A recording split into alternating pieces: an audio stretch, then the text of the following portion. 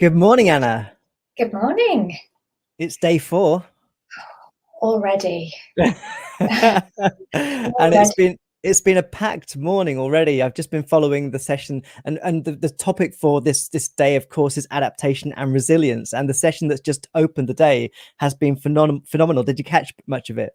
Yes, I did. I sat through all of it and I felt a little bit overwhelmed, I have to say, because there's quite a lot of big topics involved from different departments there. And it was quite a lot of information and very interesting, though. Definitely. I loved Martin's statement from the Red Cross talking about the importance of dealing with climate change from a public health perspective. And he alluded, of course, to the risks of COVID and the impact that's happened. And really interestingly, talked about the fact that suffering will happen, and people only really make moves often when they've gone through a period of suffering, which is, I think, partly why we see a swell of sort of support for climate action today. But it reminded me a bit of Richard Horton's statement a couple of years ago from The Lancet, who for the first time, I think it was a major editor from a medical journal, said that public health needs to be behind the climate emergency and make some big changes.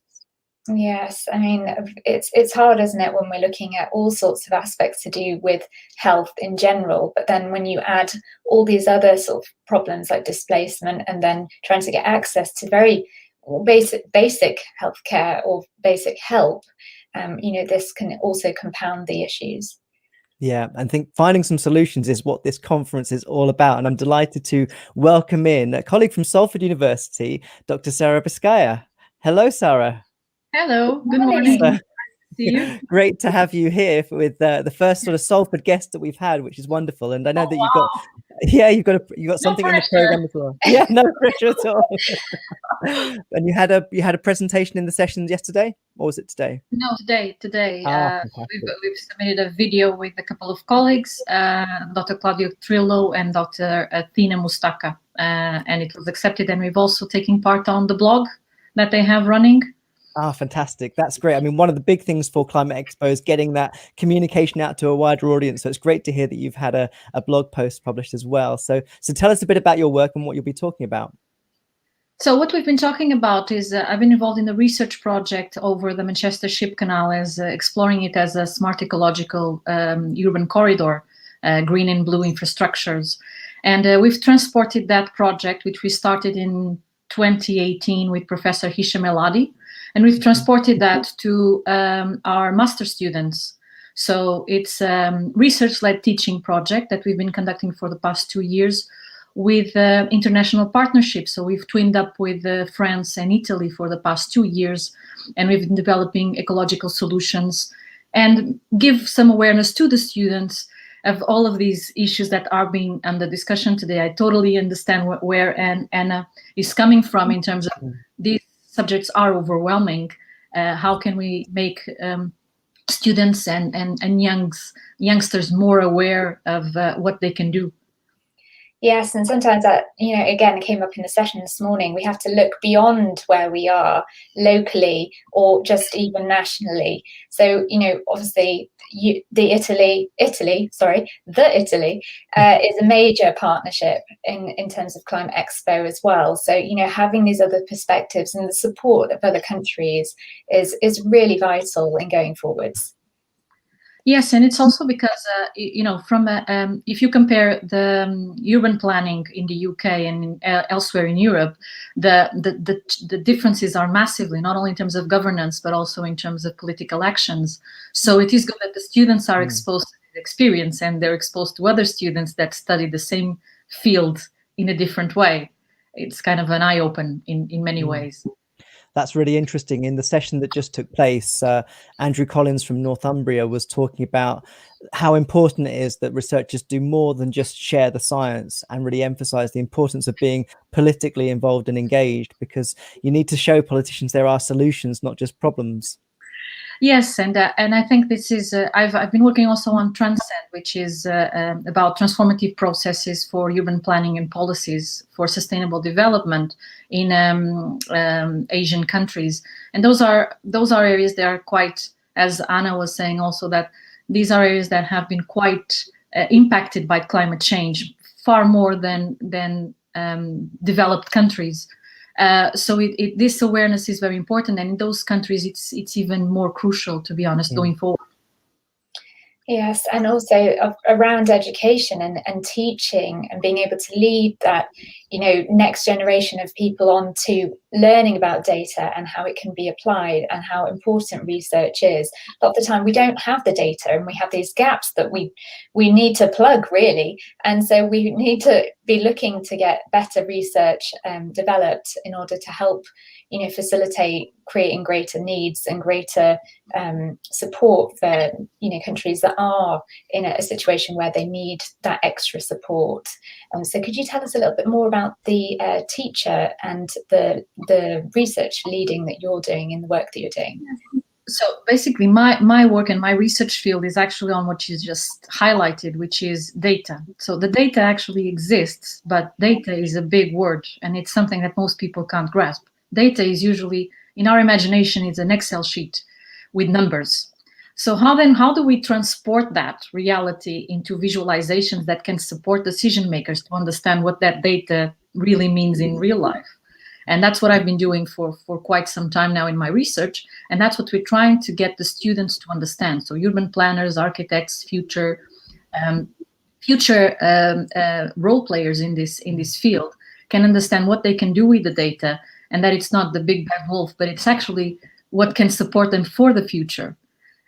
So that's what this project is about, and that's why the interchange is also so important. What is the data that exists in other contexts and in other countries?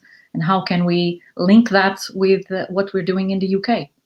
That's really interesting. It was, again, I think I'm going to refer to Andrew Collins about 20 times in this session because he had so many interesting nuggets. One of them was a phrase he started using called action data. So how can you use data to really have an impact on communities and people? And I think that's partly what's interesting about this event is how many academics are talking about the need to disrupt academia a little bit. Martin from Red Cross even said that we need to actually move beyond peer review. In fact, some of the data that we have, if we were to wait for the entire process of peer review to play out, it would take too long. So actually thinking about new approaches to getting the research out there is really important, isn't it? Yes, I think it is. And I think it's not just about sharing it with other researchers and share it with the students who are almost like sponges and they absorb almost everything you give them. So they will be more prone to actually engage with it. But it's mainly about decision makers and this politics that you were talking about. It is about politics, but it's also making an awareness in politicians of that the data can serve as a benefit and also make a major contribution into the future of decision making.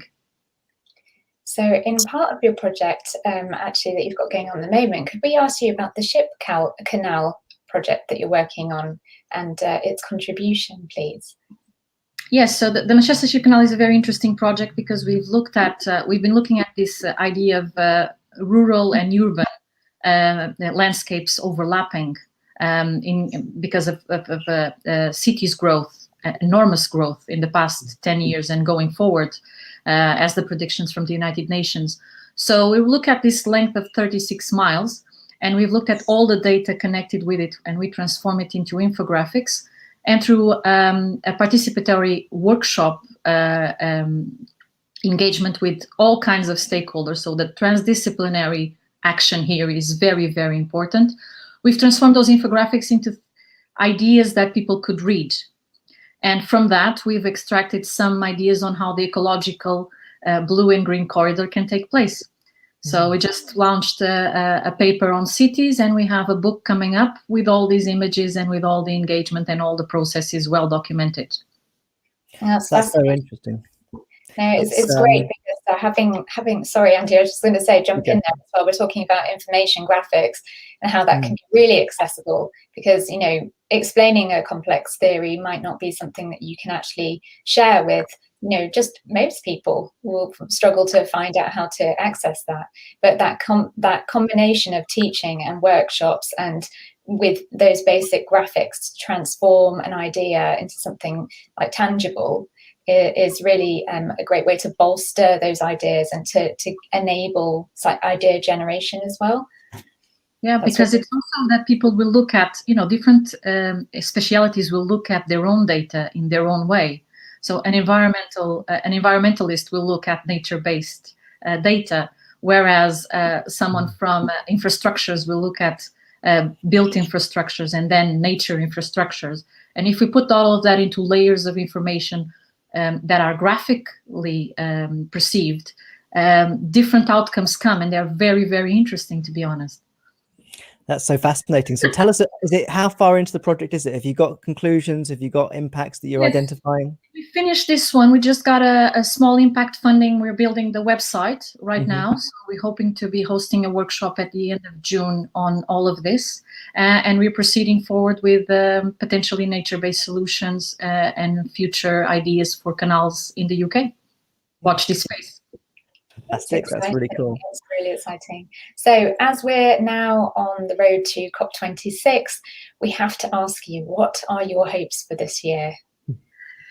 I think it's this. It's what you both mentioned already about the awareness. I think the awareness is so important, and it's not just, you know, the message about climate change. Some of it is either quite dry or quite warning, as in it's Armageddon, or it's not really informative in terms of the way forward or what people can do effectively.